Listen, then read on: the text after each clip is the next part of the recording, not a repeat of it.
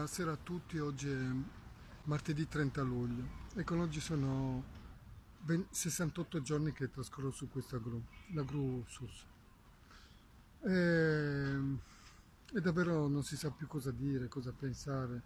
Sappiamo tutti che ormai siamo arrivati a un livello tale di corruzione, di marciume che si è veramente dilagato, sedimentato, stratificato in ogni meandro di questa nostra società, delle istituzioni, della politica italiana. E, e- è veramente, non si sa, non si sa come difendersi, non c'è nessuno che ci difende, l'abbiamo visto, non ci sono né politici, né sindacati, né istituzioni di nessun tipo, e, e neanche la giustizia. Sappiamo che i tribunali sono quello che sono, e quindi noi cittadini per bene, noi persone normali, chi ci difende? E- Però insomma io vado avanti, cioè, non mi posso arrendere, non mi posso rassegnare a tutta questa monnezza. Cioè proprio urla, tutto quello che ho visto, urla vendetta, urla giustizia. E io non ce la proprio non ce la faccio, mi dispiace. Non ce la faccio a rassegnarmi e penso che resterò qua fino alla morte finché non avrò giustizia. Io so solo che adesso c'è un sindaco che continua a scappare come un ragazzino, è disgustoso, veramente disgustoso e penoso per la città, per tutti, e, e che non ha il coraggio di confrontarsi faccia a faccia con un cittadino pacifico come me.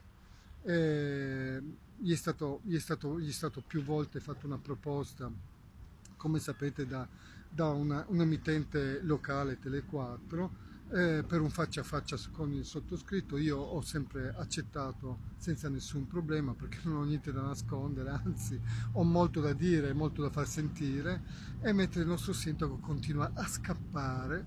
E naturalmente, come sappiamo tutti, tutte le persone per bene sanno che chi scappa ha sempre qualcosa da nascondere, questo è evidente, e noi questa porcheria la dobbiamo sopportare tutti i giorni, no? Sotto gli occhi di tutti, questo signore tronfio del proprio ego che cammina per la città, no? E trattando la gente, dando risposte da ragazzino. Allora, ultimamente una delle nuove uscite, no, di questa classe politica, ivi incluso il sindaco, è che il comune di Trieste mi ha dato una mano in questi anni. E volesse sapere come mi ha dato una mano? Mi ha dato una mano perché l'assicurazione, questo lo dice il nostro caro, anche il nostro caro consigliere a 5 Stelle di Trieste Menis. Cioè, questo per rendervi conto, cioè, che ormai è tutto così, no? Cioè, non se ne viene fuori, no?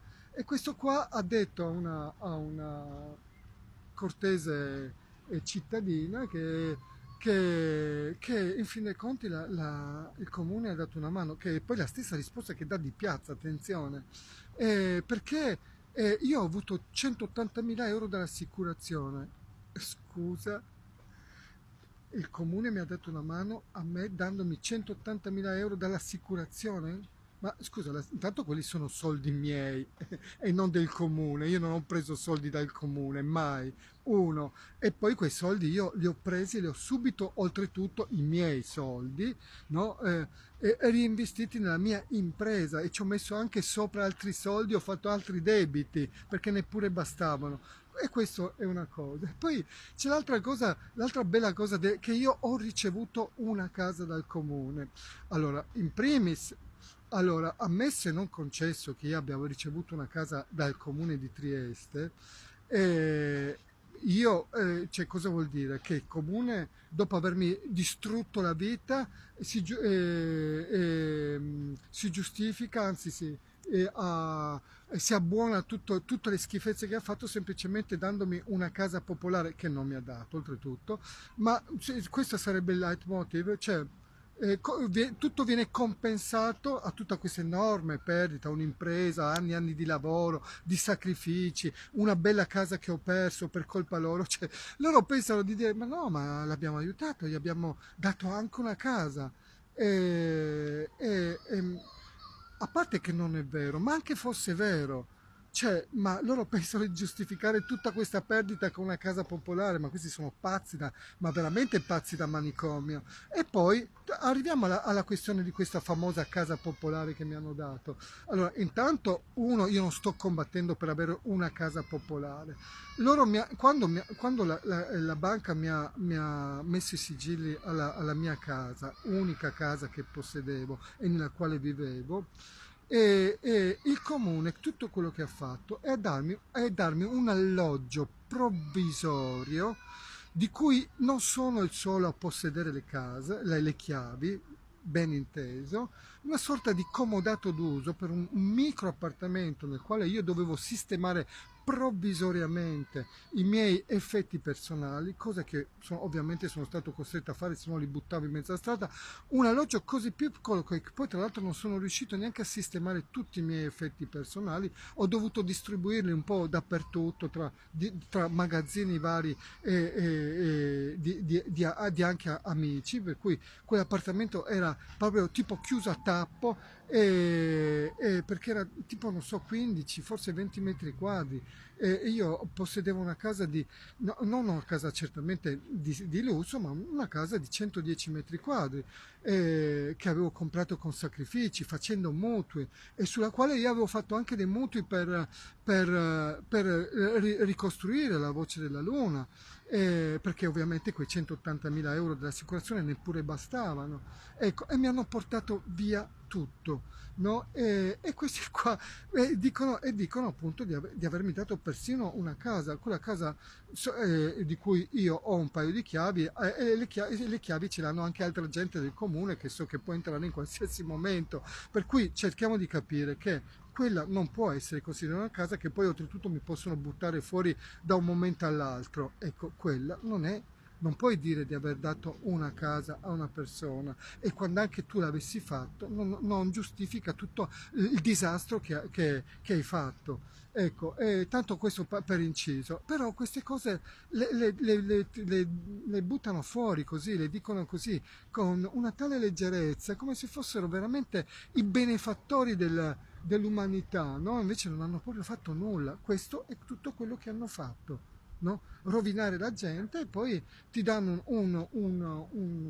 una sistemazione, un alloggio provvisorio, che sia ben inteso provvisorio, e tale è rimasto, e con questo loro mi hanno dato anche persino una casa, pensate un po', e dovevo essere riconoscente e pure ringraziarli, e secondo loro dovrei anche baciare le mani al sindaco quando passa. Cioè, rendiamoci conto.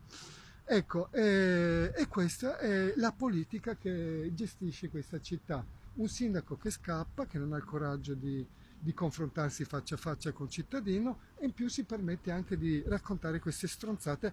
Perché le racconta? Perché appunto è sostenuto anche dall'opposizione, che non c'è. Cioè, vuol dire, questi sono i 5 Stelle che noi abbiamo votato a Trieste, rendetevi conto.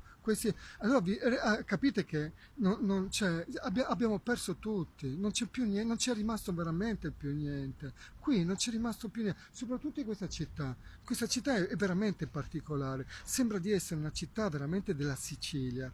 E notate bene, c'è molta gente del sud, dell'estremo sud, che è nei palazzi del potere qui in questa città. E tutto ha questo sapore un po', come dire, questo gusto, come dire, ricorda molto quello strumento siciliano, no? Lo scacciapensieri, no? Ecco, tutto questo un po', questo retrogusto da scacciapensieri in questa città. Ecco, meditate che fa veramente schifo. E noi possiamo tollerare tutto questo. Questo lo fanno sotto alla luce del giorno, e Dio solo sa cosa fanno fuori, dentro quelle mura, fuori dalla portata di sguardi indiscreti. Buona serata a tutti.